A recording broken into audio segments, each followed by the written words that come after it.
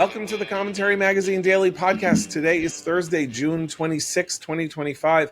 I am John Podhoretz, the editor of Commentary Magazine. Before we get started, I want to announce for the first time on the podcast that yes, we have our 2025 Commentary Roast, our annual roast, coming up on October 19th here in New York City. And the roastie is somebody who is likely not particularly well known to you, but is a major figure in American finance and American econometrics and economic thinking, a member of Commentary's board, a hilarious guy. His name is Cliff Asness, and he will be roasted by, among other people, Jonah Goldberg and our guest today, whom I'm going to get to in a minute.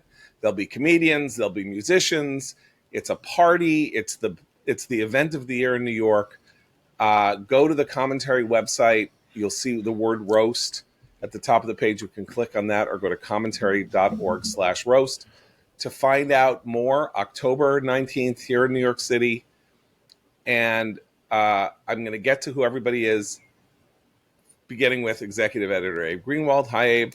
Hi, John. Washington Commentary columnist Matthew Continetti. Hi, Matt. Hi, John. And joining us today, a previous Commentary roastee, a man who generated a lot of dollars for that 501c3 Commentary.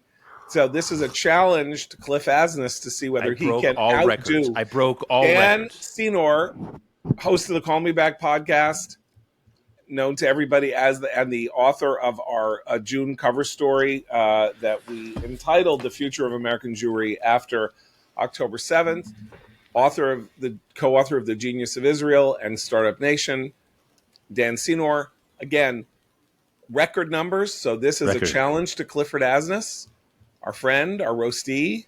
Is he going to let Senor hold that mantle, or will he best him with his friends, helping us generate those tables that make the roast worthwhile? Anyway, Dan, welcome as usual to the podcast. Thank you, John. I refuse to believe that you have to put out a caveat that many of you may not know Cliff Asness, because in my world, nobody doesn't know Cliff Asness.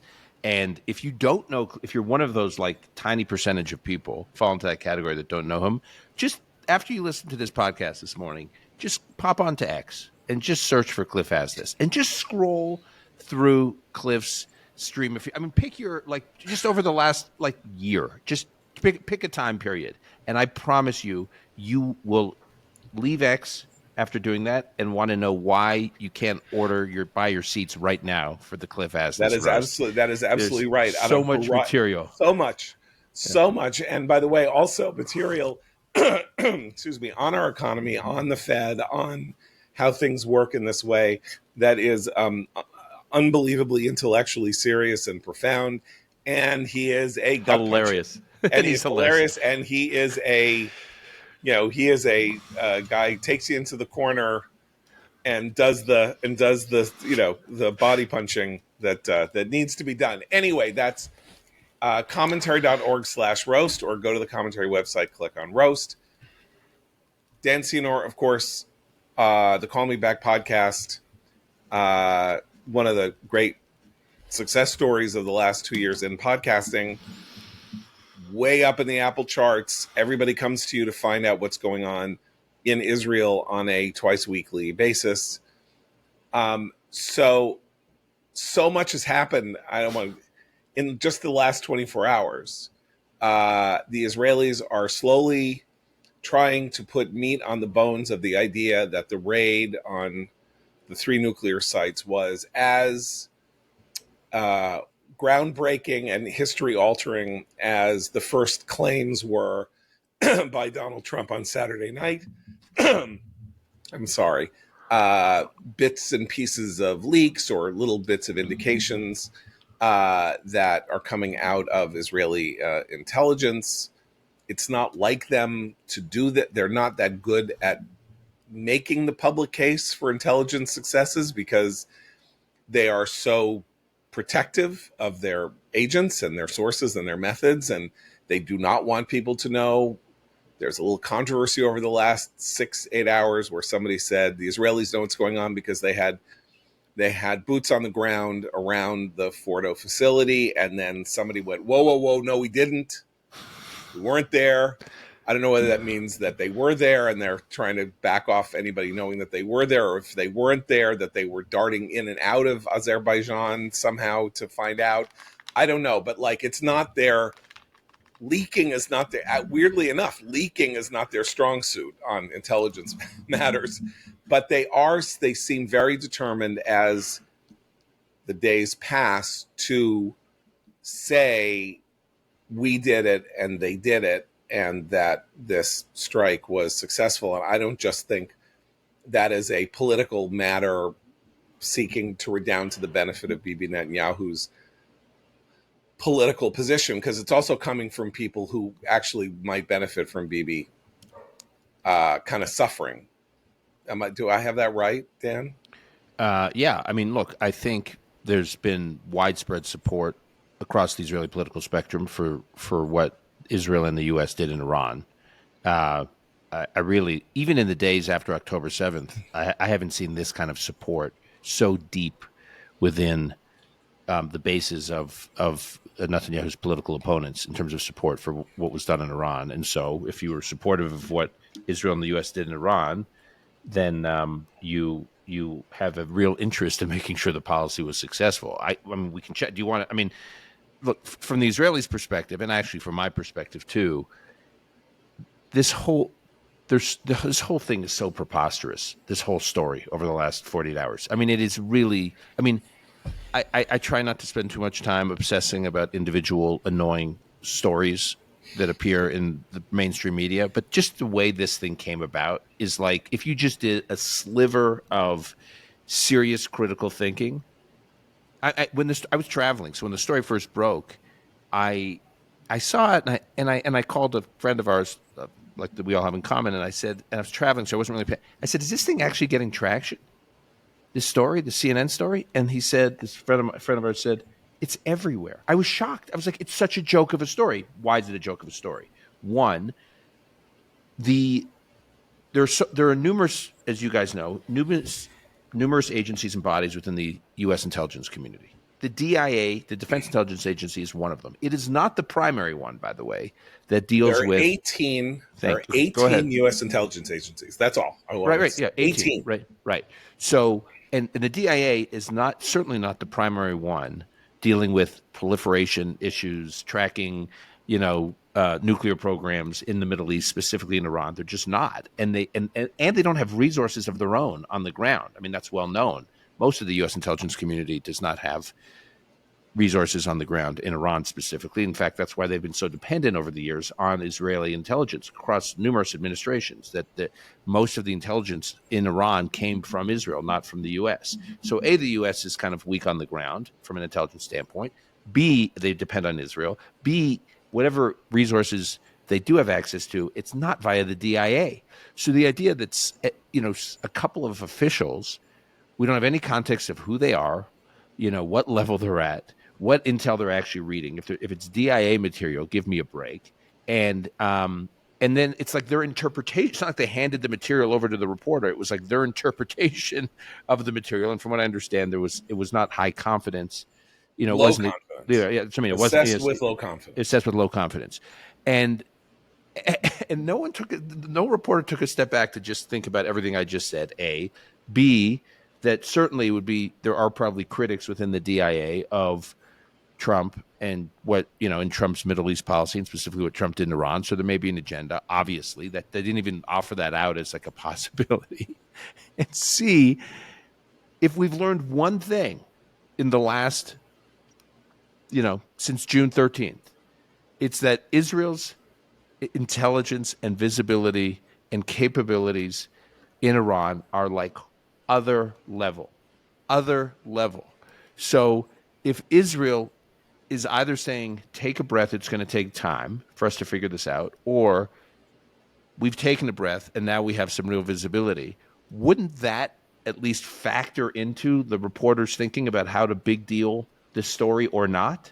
So I could walk you through the mechanics of why it's impossible to believe that the that the nuke program wasn't at a minimum severely set back. It may have been obliterated, it may not have been obliterated, but at least set back, just using logic. But before we even get to the logic of that, I'm floored that this has turned into a real story, because the whole context of it is, as I said, preposterous. I want to point out one other thing, which is that I don't really think Trump is very flighty, and you can't guess what he's up to and all of that. But his decision to go for the ceasefire and to tell the Israelis to back off after the firing of missiles, and one of them hitting Beersheba, in order to reinforce this, saying, well, they broke it, and so we have to respond. And then Trump says, come back. I don't see that he would have done that without reasonable assurance that he had gotten what he wanted out of the strike. In other words, that he and Bibi, in the hours after the strike, had serious conversations in which he might have said, did we do it? And Bibi said, from everything that we can tell, yes. And then there's all this question about where the actual 800 kilograms of enriched uranium might be. And the one thing we need to be absolutely sure of is that whatever anybody is saying about that may not be true. In other words, we don't know where it is, or we don't want this, or we don't want that. There are 10,000 reasons why we might know where it is, but we don't want the Iranians to know we know, or the Israelis have it and they don't want the Iranian high command to know that they have it somewhere in Iran, or they don't have it and it is buried in Fordow, and they need to make sure that it's buried in Fordow, and that the chamber in which it's based did collapse, or whatever. But I don't see any upside to Trump declaring victory, saying, Israel, don't respond, let's have a ceasefire. Because if you have Iran on the ropes, it's not like he doesn't like to punch down. He's not Bush in 91, like giving Saddam Hussein a sporting chance after defeating him. It's like, no, that's fine. You can have your helicopters, and you can use your helicopters after a ceasefire so you can go kill tens of thousands of regime opponents. Like, he would be perfectly happy to bomb Iran into the Stone Age after he dropped what we are told now was a third of the tonnage of the nuclear of the atomic attacks on Hiroshima. That the delivery of those bunker busters without radiation was essentially a third of Hiroshima. I mean, just think about that for a minute. I believe he said at his press conference yesterday at NATO that if there are signs that the Iranians are reconstituting the program, then Israel and the United States probably will strike again. I mean, the bottom line here is that over the course of the 12-day war, Israel attained overmatch on Iran. Iran is no longer in command of its skies, of its territories. Clearly, it's been compromised by Israeli intelligence. There's no question that Iran was defeated. It lost about a third of its missile launchers. Its missiles, though deadly, were nothing like we feared they might be. Its proxies are defanged. Even the Houthis, which probably retain the most capability, barely got into the fight. And then when you look at what an actual nuclear program is, scientists dead, facilities destroyed, the weaponization components targeted. It just is absurd to me to read a headline in the Washington Post this morning by another former friend of ours.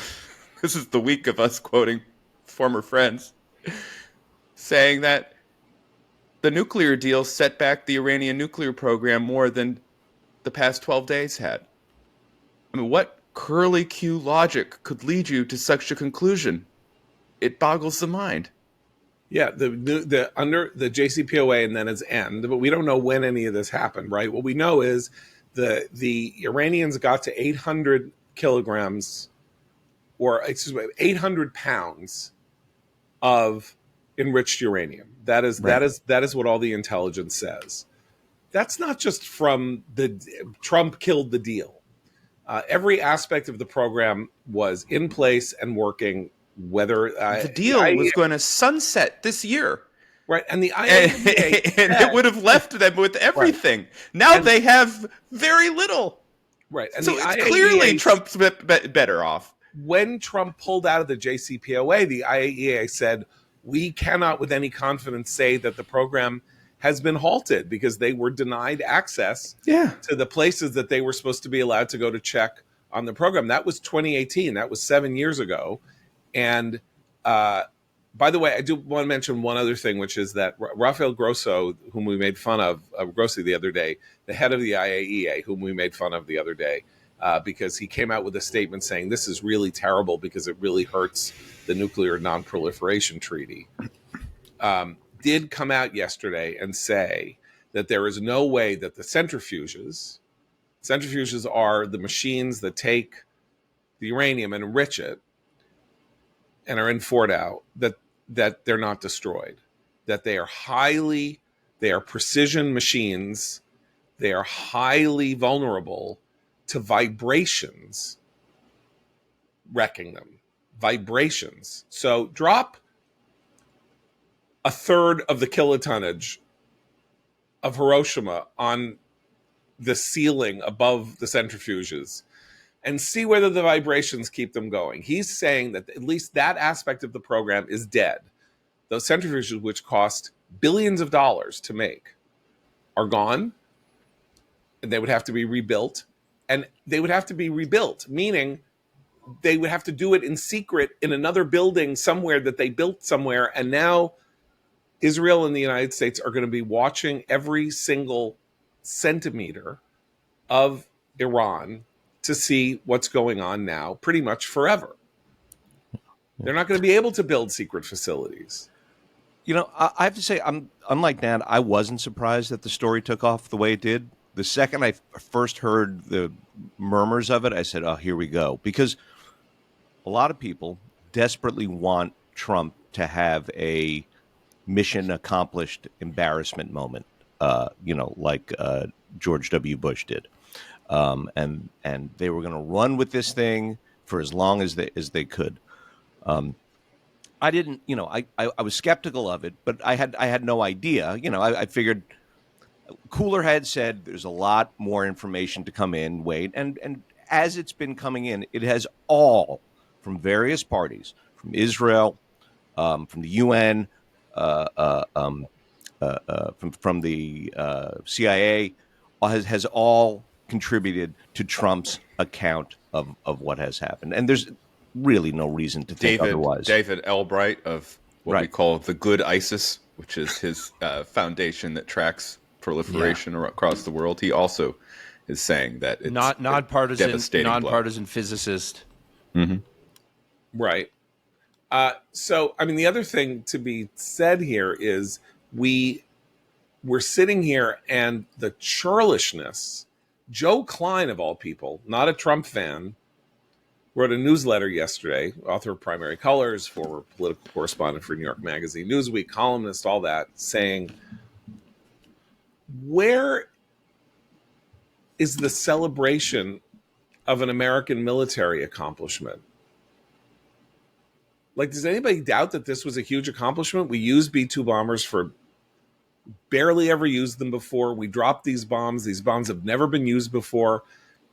Those planes were in the air for 37 hours because of our unbelievable capacity to refuel planes in flight. I mean,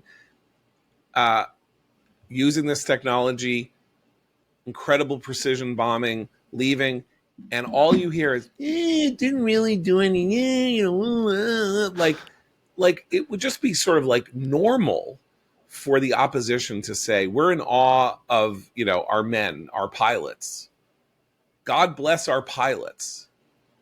Like, and they're leaving this field open. Apparently, I think Hegseth, our defense secretary, is having an event this morning with the pilots or some version of having an event with the pilots, because I'm not sure we want people to know who the identity of the pilots, but to celebrate the pilots who did the bombing. That should be a bipartisan event. Like, there's no reason for Democrats. There is a reason, because we know this has all gone haywire, but this is money that was spent by Democratic and Republican administrations alike over 30 years to develop the B-2, to develop the bunker busters, all of that. It's not as though the defense posture of the United States is, is MAGA.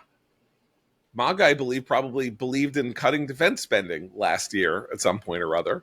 I mean, so, and they are, because of Trump derangement syndrome, they cannot take a win. They can't, and they don't want to, because they also, a lot of them really genuinely don't believe that military forces can be a force for good. That's Ben Rhodes, the Obama. I literally said the idea that a bomb is better than a negotiation. It's so sad that so many people think that. It's so sad, because, if we'd only negotiated with Hitler and not done D-Day, that really would have been so much more preferable. Remember Ben Rhodes' nickname inside the Obama White House? Hamas. Yeah. Right. But I'm just saying, So, he, as a voice... on this point, Right, John... Yeah, go ahead. Yeah. No, I was just saying on this point. So in Israel, I mean, there's an interesting parallel to Israel here in that there have been many Israeli political leaders. This is before the Iran operation. Israeli political leaders that were oppositional to Netanyahu, that were highly, didn't want to praise Netanyahu at all, but they're constantly praising the IDF.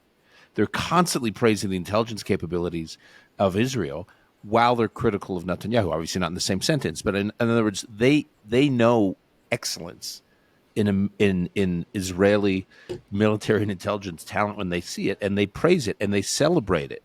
And it blows my, I mean, what these critics of the Trump administration's policy with regard to Iran in the last few days, what's so striking to me about it is they are so invested in the incompetence of the Trump administration. Not just they operate outside the law, but the incompetence. It's a clown show. And so what the U.S. just did, in a sense, I think for them, gives lie to the clown show narrative, the clown show caricature. So they're just attacking the whole thing, as opposed to stepping back and saying, they could say nothing about the Trump administration. They could say nothing about the policy. They could say nothing about the decision. They could just say, we are in awe of the excellence of the American military men and women and their capabilities, built up over, as I think you, John, or Matt said, that built up over years through multiple administrations. And oh my gosh, look what these people, these incredible people, make it all about the military. Like, don't even mention Trump. I mean, in Israel, that's what they do. They just go on. I mean, by the way, because I think it's heartfelt.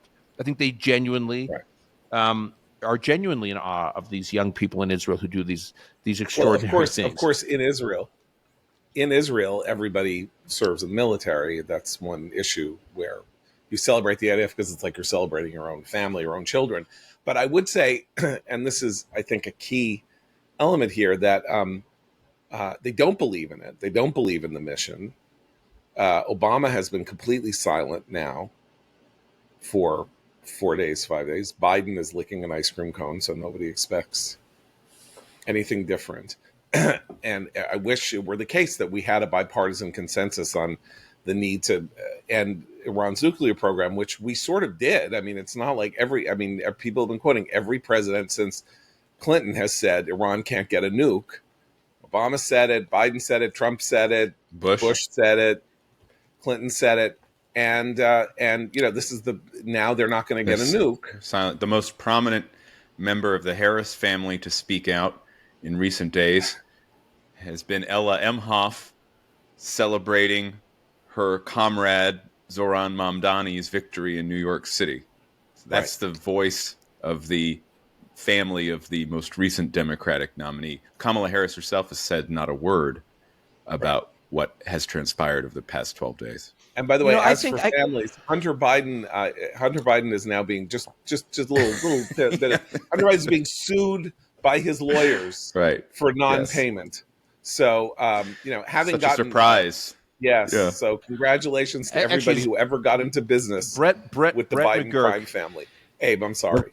Brett This is McGurk a is very Brett McGurk has come out in support of the policy. I don't know if anyone else. Blinken had a piece in the New York Times yesterday, critical. Yeah. I don't know if anyone else has come out supporting it from the last administration. admittedly, this is a very sort of self-centered, neocon-centric take here, but I can't help thinking that the reason that so much of the commentary around this operation is so curly-cued in its critiques, and so, like there's no straightforward "this was good" kind of thing. I think people are so outraged that the neocons were right, because we have been portrayed as mad bombers for 20 years, and that Bibi was right. I mean, how much they hate Bibi, and that Trump and Bibi did it together, and it worked. It's like every villain was right and successful. And this is to the left and to the right. Can I add on top? The only thing you could have added to the narrative is if Sheldon Adelson came back, and helped and was part of the Like the conversation with Moshiach. Bibi and Trump. Yeah. But it's Sheldon even Adelson better. Picking rose targets. from the oh hell. Sheldon was picking it's- targets.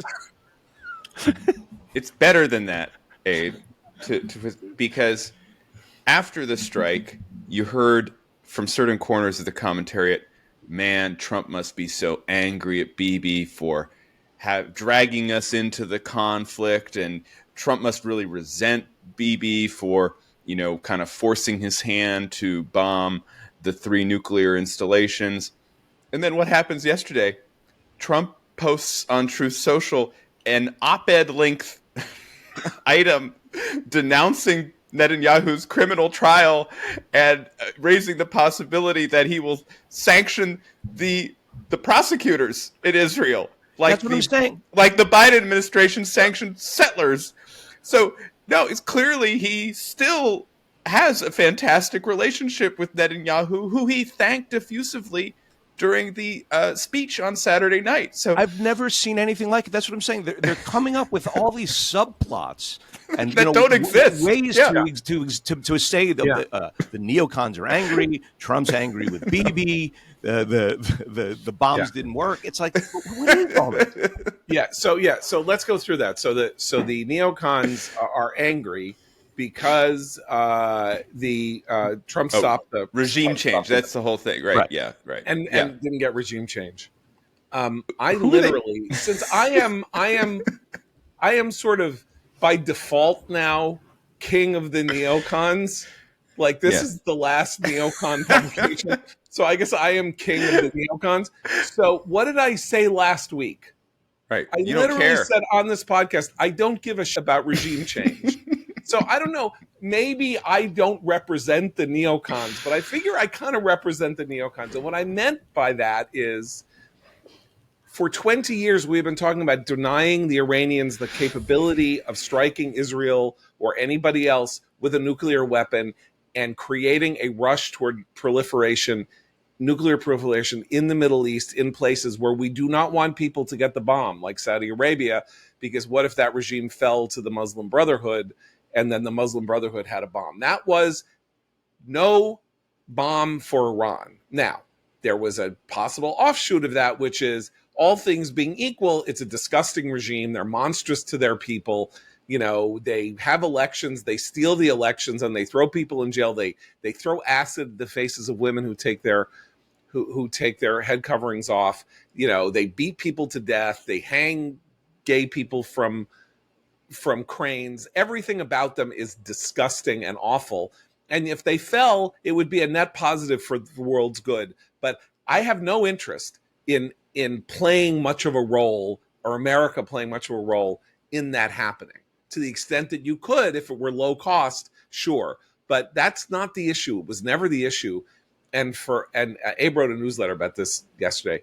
For me or the neocons or whatever to be tagged with we're only doing this in order to create regime change is an unbelievable intellectual injustice. It is not the neocons who talk about regime change. in Iran per se as a good on its own. That was kind of like mushy liberal stuff at at the Carnegie Endowment and places like that. Not that again, I would be for regime change. Right, but that's the point. If it happened, I would be very. No happy one likes this government, but I think our position has been in the main. It turns out, yeah, right. More people than I knew liked it. That's a good point. But from our perspective, I think I can say over the last 20 years, it's been the nuclear program is the issue. The regime is bad. We would like the regime to go away, but the way to do that is to help the Iranian people, not a massive ground invasion from two fronts like in Iraq, where we spent months building up our forces. Yeah, it is just that's the kind of boogeyman that the opponents of intervention against the nuclear program created, and it just didn't exist. And so a lot of neoconservatives,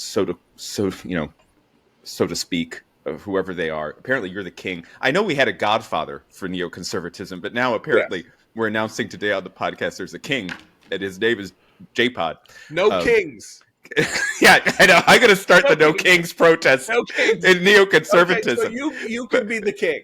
Yeah, I don't care. No, I don't want to be the king. I don't want to be the king. I'm just saying. I thought you chose I will let you take power. I'm the drunk poster on Twitter. That's what you're calling me. I just say you could be like the great uncle of neoconservatism. Okay, fair enough. That's fine. That's or the second cousin once removed. Anyway, there is no neoconservatism. That's what I'm kidding.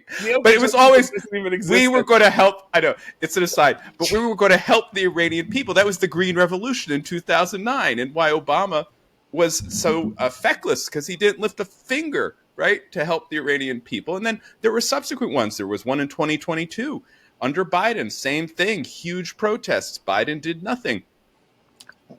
Voices like the Commentary podcast were saying at the time, we should do something to help the Iranian people, but never the type of regime change that others were talking about. I will say this, though.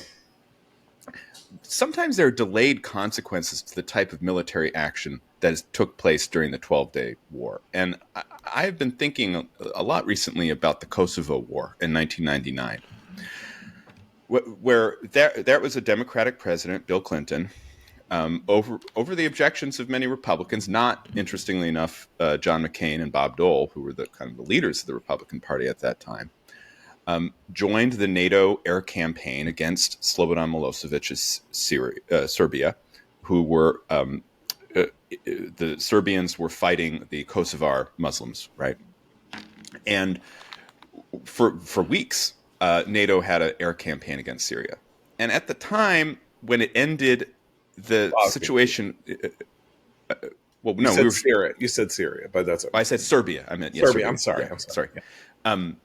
At the time, the results of that were a little bit murky, right? It was because Milosevic was still in power. It was unclear. Eventually, Kosovo became an independent state about 10 years later.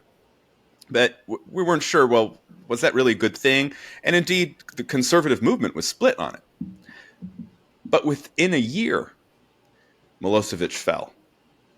And so you could kind of see how what looked at the time as an ambiguous result had in fact undermined the foundations of his rule in Serbia. And I wonder whether something similar might be happening with Iran.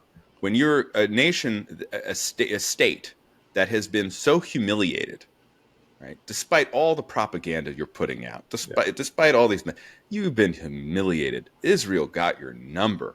Yeah. Trump, with one operation, destroyed your three main nuclear facilities. There might be long-term consequences, which are ultimately for the good of the world and for the Iranian people. But that's not what this past 12 days has been about. I want to quote an amazing thing from The Economist, if I can find this. I'm sorry. I'm looking for it. John, while you're looking The for Economist, you got it. All right. Yeah, go ahead. No, I was just going to say that. I was just going to say that. From Israel's perspective, which keep in mind, Israel was very worried about the Arab Spring in 2011. Netanyahu specifically was in terms of where it would go and what kind of governments, and they were right to see what would follow the fall of Mubarak in Egypt in terms of the Muslim Brotherhood taking over. There are real concerns in Israel about what would follow this regime. You ask the Israeli leadership, you get a choice: a trip into the unknown in terms of what could follow this regime in Iran, or a severely weakened version of this regime, which is a regime that has lost its proxy system, which was its primary way of fighting wars around the region. It's lost its proxy system that it spent billions of dollars building up over the last number of years. Its conventional army is at best mediocre and probably severely hobbled right now. Zero capacity to fly over their own skies. Israel and the U.S. having total air superiority over the country. Internal frustration and pressure domestically against the regime. An economy that's a basket case. A nuclear program that, as we're discussing, is severely set back at worst, and probably even worse than that. I mean, if you ask, I mean, this country could easily become like Oman or Yemen. I mean, just like a weak player in the Gulf. And so I mean this, like, is that like, maybe you just want that rather than going for some kind of, so it's so absurd that people want to put us in this regime change. Yeah. So I wanted to quote, So I wanted to quote this thing from The Economist because it shows how crazily distorted, if your premise is that doing anything is bad, where you can end up coming out. Okay? So here's what The Economist said the other day. As the Islamic Revolutionary Guard Corps gains more control, because I guess of the murder of the killing of other generals, its elite has been transformed by Israel's assassination. Gone are the veteran commanders who for years pursued strategic patience, limiting their fire when their totemic leader Qasem Soleimani was assassinated in 2020, and holding it when Israel battered their proxies, Hamas and Hezbollah, in 2024. Their demise, the veteran commanders, has paved the way for a new generation that is more gung-ho and is in the long run bent on redeeming national pride. The maximalist position has been strengthened, says an academic close to Iran's reformists. He claims the decision makers in place before the war were debating whether to ditch their anti-Israel stance, but everyone is now a hardliner, he says. Are you following this? So the idea is there were hawks and doves inside the Iran Revolutionary Guard Corps. The Iran which killed and they were so reserved. They really were so reserved prior to last week. Yeah. Yes, killed and wounded thousands of Americans in Iraq. This is the tip of the spear of the Iranian totalitarian regime, the creme de la creme, the people under whom the nuclear program was organized and run. And the idea now is that, they were actually thinking about dropping their anti-Israel stance, but not anymore. No. So you see what happened? The peace camp has been really damaged inside Iran. Yeah. According to an Iranian academic close to the reform camp. I mean, the sourcing is about as absurd as the sourcing on the DIA report that has caused all this kerfuffle in Washington over the past 2 days. That itself was a low confidence report based on satellite imagery and some signals intelligence, unclear. And it was just one voice where the consensus from several other voices, not only within our intelligence community, but also the Israeli intelligence community, was saying, no, that it's very different. The ability of The Economist to hang such a whopping conclusion on one single interview with an anonymous academic is so revealing of where the media's head is. It's what they want to believe. They want to believe, as is the case, they want to believe that the use of military force, and this was as judicious use of military force as the United States has ever done, by which I mean it was one bombing raid in one night, and they came home and they hit exactly where they wanted to hit. with 100% accuracy, with no American in any remote risk of being injured in any way, shape, or form. That is called judicious use of force. And so even that has to be viewed as bad because force is bad. The use of force is bad. You pointed out that Milosevic fell when that wasn't the aim. Maybe the Iranian regime will fall and that will not be the aim. Some That's change will frightening. happen. That is Right. frightening to some people, some very surprising, extraordinarily disappointing, and morally depraved people who used to work here, who but now think that it would be terrible for Iran's regime to fall because things will be unstable.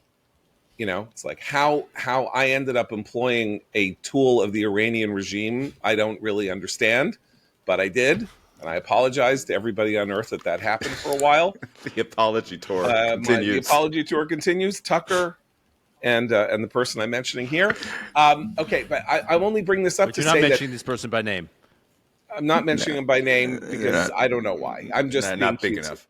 No, but I want I- to just, can I dwell on The Economist for Yeah. a second? Because I want to provide the audience a crib sheet to reading the news. First off, you want identified sources, not anonymous sources. But then when in the universe of identified sources, there's a ranking to how credible or informed a source is. Typically, government officials, okay, if they're saying something, that you get what the government is saying about a given topic. Then you can go down to like policy experts. Okay, that means probably they've been in government sometimes, they have policy expertise, they're looking at this situation, typically from at least professionally, they should aspire to objectivity. But when you get to an academic, I mean, come on. Because an academic, I mean, really, what? It's a professor somewhere who clearly has a left-wing tilt, knowing what we know about the viewpoint monolith that is the progressive left on America's campuses, much less an anonymous academic who's close to the Iranian government. I mean, tear out that piece of paper and throw it in the trash, along with, I should say, the rest of the Economist's coverage of Israel and the Middle East. Yeah. Okay, so Dan, we mentioned Matt mentioned this this astounding tweet by Truth by Trump defending Bibi against the is it 3 or it's now 2 cases against him that he has actually been defending himself. It's 3. Well, It's 3. It's 3. It was 4, and then It's they 3. lost 1 that became 3. Okay, so there are 3 cases. He's in this court. Bizarrely, this trial is going to take 14 to 15 months. Don't ask me why. It's been 5 years in the making. It's already been going on And, for almost a decade, by the way. The whole. I say this, and I don't say this as an apologist for Bibi. These charges are ridiculous, and they are in fact politically motivated, and it is a preposterous set of arguments about Bibi's being corrupt because somebody gave him cigars and a giant Bugs Bunny stuffed animal and some other things. Anyway, I'm going to get into this, but we have been told, and AB alluded to this, we've been told for months that Trump didn't like Bibi. Bibi was annoying Trump. Bibi was terrible. Bibi is so bad. Witkoff made Bibi get out of bed on Shabbos to negotiate with him. Bibi this, Bibi that. Which Bibi was not that. true, by the He's way. not That doing the right whole thing. narrative He about needs to feed Witkoff people in more Israel during the Gaza. negotiation. Yeah, blah, blah, blah, blah, blah. Yeah, right. Okay, but here's the thing. Trump has now, for 4 days, spoken about foreign leader of an ally, Benjamin Netanyahu, as he has spoken about no other politician on the planet Earth, including people in America who are his deepest supporters. And proof of the pudding is in the eating. There was no reason for him to put out this truth about Bibi's trial. This is an ongoing matter that is not even going to come to a resolution until next year, because the court schedule doesn't even see a finding in this case until at least next February or March. He is all in with Bibi, and so just keep that in mind when you see people say, according to our sources, Trump is so angry about blah, blah, blah, or he is just fit to be tied about blah. When he is fit to be tied, he will let us know, as he does 4 times a day. You know who he hates? Jasmine Crockett. You know who he hates? Really I'm just doesn't saying, it's not like I don't know how Trump is feeling about the people who annoy him. Not a fan of Mamdani. Not a That's fan for of sure. Mamdani. Right now, not a fan of Putin's. Yeah, Right? amazingly. He said at the NATO, "You're my problem." And then he said something nice about Zelensky. And I mean, NATO. you know about NATO. He's glowing about NATO Yeah. before leaving the So- summit yesterday. So you'll know. And by the way, Seth Mandel made a very important point here, which is that it was a love fest at NATO because he knows that NATO knows that since NATO NATO has an interest in Iran having its teeth pulled because Iran is resupplying Russia. NATO is at war with Russia, and even though Trump is supposedly not at war with Russia, by doing what he did, what he and Israel have done to Iran, has made NATO's job in Ukraine vastly easier. And it was a love fest at the NATO summit because what happened on Saturday materially affected NATO's primary interest immensely for the better. So that's a huge thing. That's a huge change in his temperature about NATO. And as I say, we know when he's angry. And they also got on board with the 5% defense spend. Right. So but we know when he's angry. And it's like time for us. It's been 10 years now. The man speaks his mind. And when we hear that he's feeling stuff from inside, it's time for us to not believe what we're hearing or to take it as garbage or as some game that somebody is playing inside against somebody else. So it's Tucker's son working for Vance against, Witkoff's son working at Commerce or they're on the same side or whatever. Or Hegseth is mad or Tulsi is mad at Hegseth or Radcliffe is mad at Tulsi or whatever. And then they say Trump feels X, Y, or Z. And as I say, we know how Trump feels because Trump tells us how he feels. And yes. Dan, I have a move to America for like 5 minutes and then you got to go. Okay. But let me just say one thing. I've been critical of previous administrations that have expressed their frustration with Israel publicly, because I think just creating the daylight with Israel helps Israel's and America's enemies.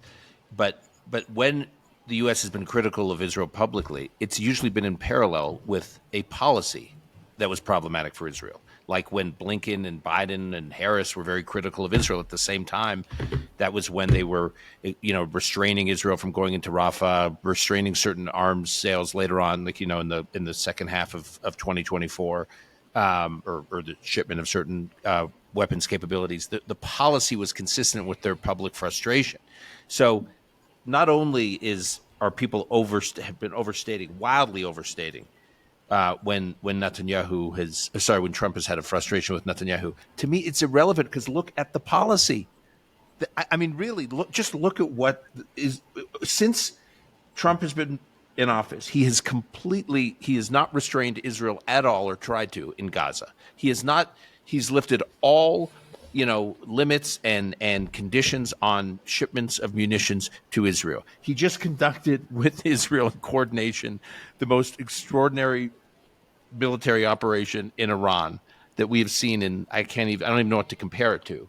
So, it's almost all these people want to obsess about, this one said to this one in this meeting and this is I agree with you, John. I think it's nonsense. But even if I didn't think it was nonsense, it's irrelevant to me as long as the policy is strong. And does anyone in the region, Israel's enemies, believe, based on the policy they've seen since Trump took over, regardless of what you think of Trump, that it is so standing shoulder to shoulder with Israel? In the end, right, the Trump policy or wars is the escalate to de-escalate. It is let us return either to the status quo or to take out a player who is attempting to destroy the status quo or destroy the equilibrium of the world. So they either have to be removed or they have to be brought to heel. Escalate to de-escalate. So what we have here in the policy Trump enumerated by saying what he said at NATO yesterday, which is, look, if they start up again, we'll go after them again. That is the reestablishing of deterrence against Iran. Iran has not been deterred on its nuclear program since the program began. There has been no effort to deter Iran except by Israel through its clandestine means of assassinations and Stuxnet and various other things. The United States has done nothing to try to deter Iran. Trump has now announced a permanent deterrence of Iran. We did this hit. We think we destroyed them. But if it didn't happen, or if we didn't get it all done, we're at the ready.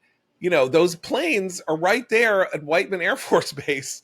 We just showed we could have them take off, you know, with decoys, go 37 hours in the air, do whatever the hell we want and come back in one night. So I'm not too scared of them reconstituting their program. And Israel is, is much closer, and it's not scared of them either. That alone, aside from whether or not the 800 pounds of enriched uranium are missing or are not missing or buried in Fordow or not buried in Fordow, that's the ball game. I mean, I don't want to be like, like a meliorist or something. I understand that, that's like the Ark, in Raiders of the Lost Ark, and you want the canister that has, the uranium in it, and then you can take it and, put it on your mantelpiece, and then you can say, I have it, and here it is. But that's not the point. The point is that Iran has no freedom of action. It spent 20 years with freedom of action. It empowered Hezbollah, Hamas, the Houthis, the Syrian regime, and its own nuclear program. And they're not all gone, but they're mostly gone. And the Syrian regime is gone. And the nuclear program is, to all intents and purposes, gone. And the size of this achievement, I understand people are churlish and petty and depressed or whatever. But, it's just, if you think it through, this is the end of the first quarter of the 21st century. One of the greatest threats to world stability the threat has been eliminated. The regime hasn't been eliminated, but the threat has largely been eliminated and will be prevented from being able to reestablish itself. So, Dan, as do you have to Kareem jump? Sajapur, yeah, I got to run. Okay, so Dan's got to run. Thank you so much, Dan Senor, for your wisdom and your insight. And now we have to get back to the depressing news in New York City. Zohran Mamdani is consolidating his gains now, and there's so people keep asking me, can't everybody get behind the non-Mamdani candidate and somehow make the Republican candidate Curtis Sliwa disappear, get him a job in the administration, and then everyone can consolidate behind Eric Adams, the sitting mayor, of course, pardoned by Trump, indicted on bribery charges, but then pardoned by Trump. Can't we just get behind him and defeat Mamdani in November? So I don't want to monologue. I'm just going to say this: Who are you kidding? First of all, Sliwa's not going anywhere. He's got a lot of cats. He can't leave his apartment. Loves his cats. And he has been doing this for a year and isn't going to walk away from it. And why can't he be the one to defeat Mamdani, would be Curtis's thought in his head. Second of all, Eric Adams is the dream. Mamdani won in part by spending 5 months beating up on Andrew Cuomo. And he will win in November by spending 4 months beating up Eric Adams. Who's going to beat up Mamdani? Right. Won't someone try to beat up Mamdani? But Adams will try to beat up Mamdani. With a lot of money. Have you ever seen Adams try to beat anybody up? I'm just saying, Adams is an extraordinarily ineffectual political voice. He's dumb, and he is infelicitous, And some people like him because he's kind of kooky, and the kind of determined pressing of a case that he would have to do to get Mamdani out. Remember, the thing about Mamdani is he has no record. So, and Adams has a record of having of Mamdani's main issue, which is affordability in New York City. I mean, that's not his main issue, is he hates Israel and wants to destroy it and hates Jews. But his nominal major issue, which is affordability, the problem of affordability in New York City got worse under his mayoralty. So that's just every day Mamdani says, you want me to be mayor so I can deal with affordability. You don't want him because he has already shown that he makes the city more expensive. So I also think there's this, which is Mamdani has a record of statements and ideas, and it's outrageous. Yeah. And it's the kind of thing that, and it's known. And if he got this far with it, there's nothing now to take him out. You know what I mean? Like, but the primary was not about him. He was a sleeper candidate in a lot of ways. No one expected him to come out on top in the first round of voting. Everything was bent toward Cuomo, a huge liabilities from Cuomo. Cuomo ran a bad campaign. And so you're right that to some degree people started to focus on some of the crazy things Mamdani has said, the crazy and terrible evil things in the case of Israel that he believes. But I don't think it got as much play as it could potentially have in a general election where there are very powerful people in New York who can help define Mamdani as a threat to the city. I think in particular on the issue of public safety, the very least forcing him to take some positions that are more law and order in order to kind of inoculate himself from these charges. So I think that even if you're right, John, that he will be the next mayor of New York, this is still an opportunity to hold his feet to the fire, so to speak, to one, damage him as a political entity, and then two, make him a little bit worried that he has to, say, keep Jessica Tisch as the commissioner of the NYPD, at least for a time, in order to placate the voters in New York City. And I was just following up on our conversation yesterday. The precinct data now suggests that actually Mamdani did lose the black vote. He seems to have won whites. He won Hispanics by about 6 points, according to the data I saw. And his real segment was the Asian population of New York City, which encompasses, of course, East Asians as well as Middle Eastern immigrants too.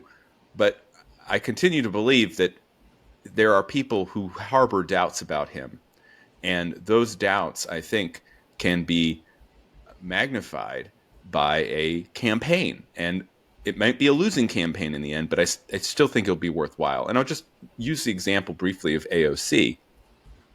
6 years ago, when she did exactly what Mamdani did on Tuesday, come out of nowhere as a socialist to overturn this kind of a representative of the Democratic establishment in New York, Joe Crowley.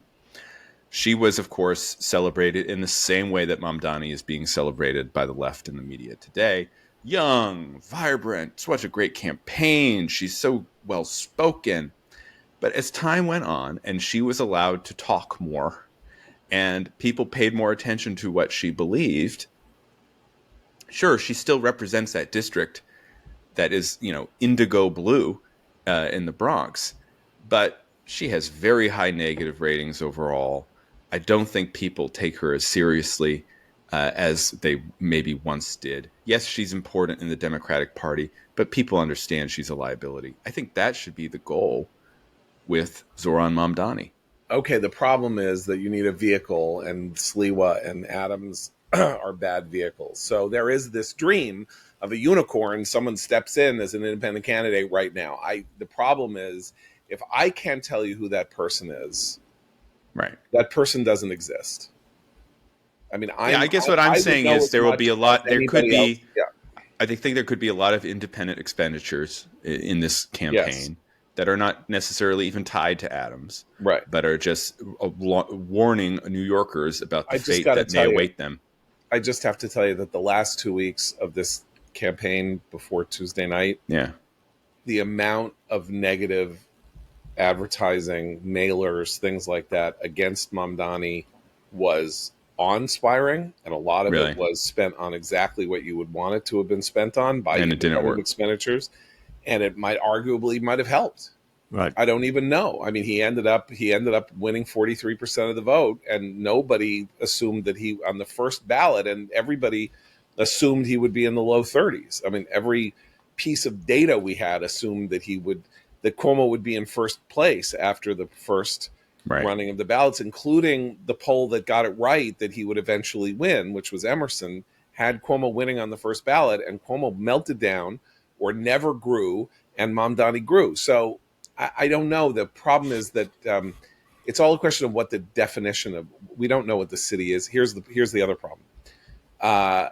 People misunderstand New York. It's not like Chicago or Philadelphia or some other places.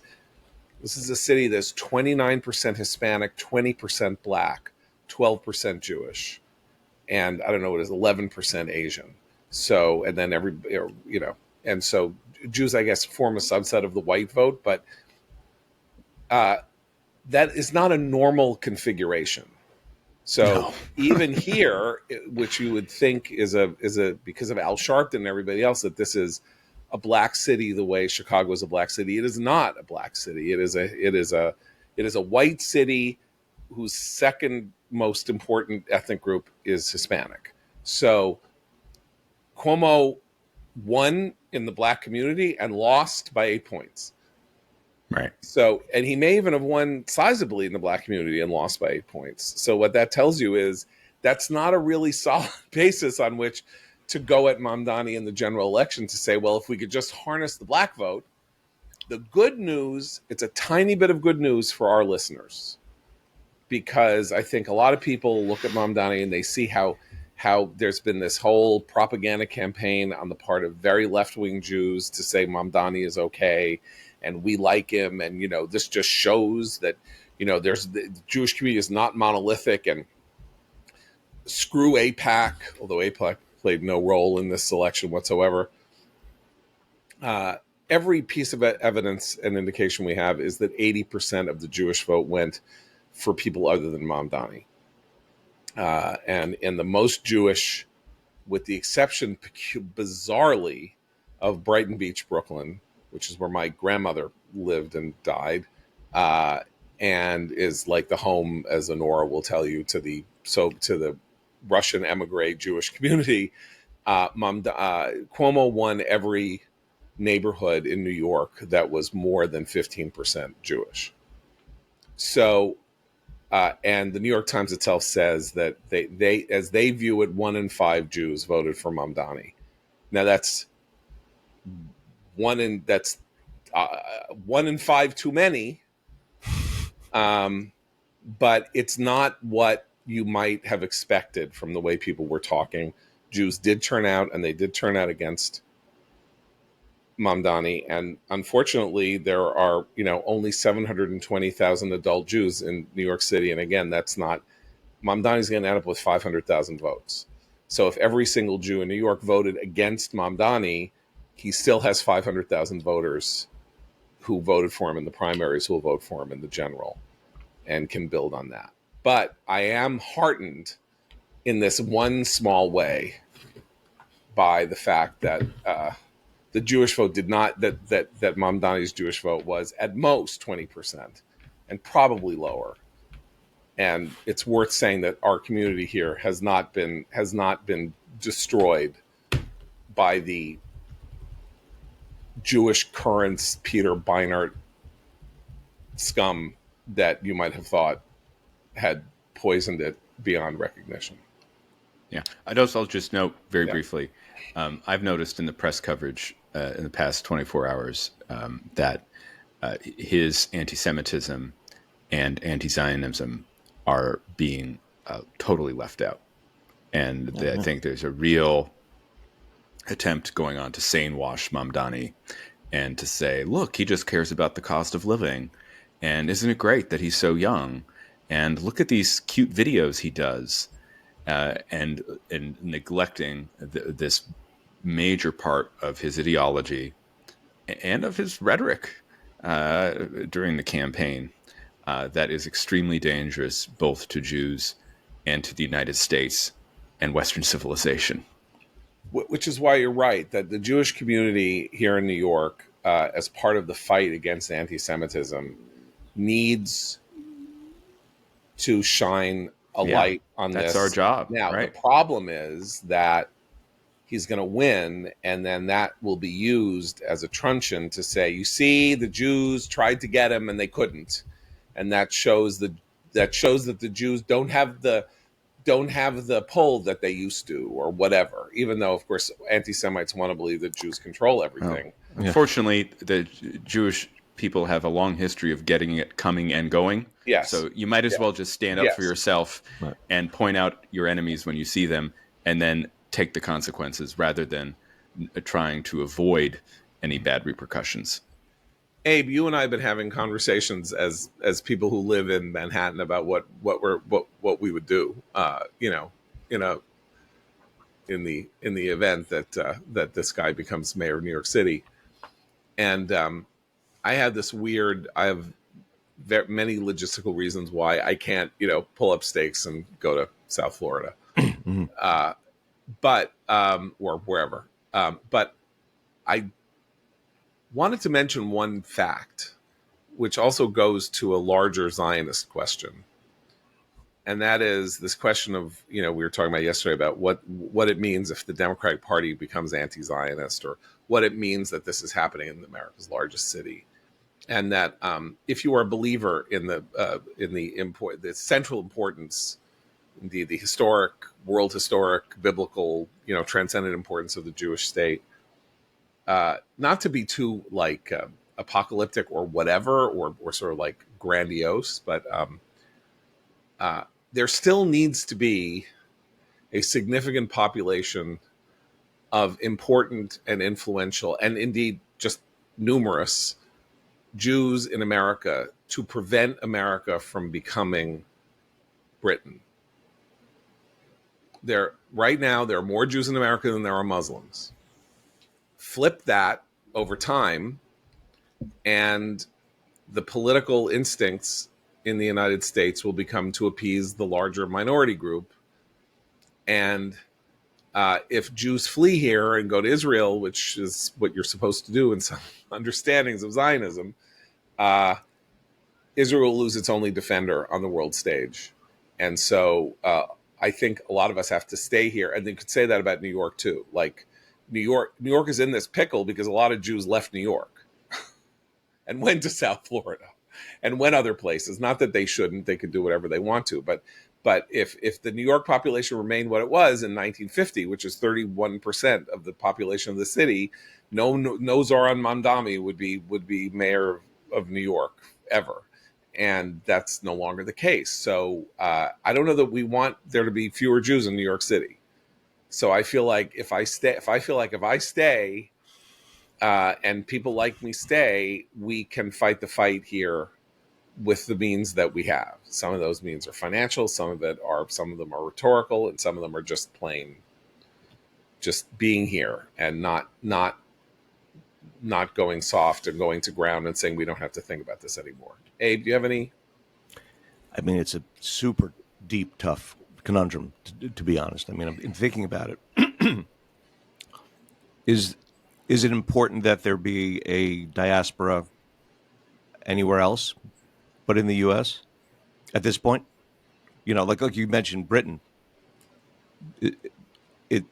That's already sort of seeded, right? So, is it? I mean, at what point does the fight?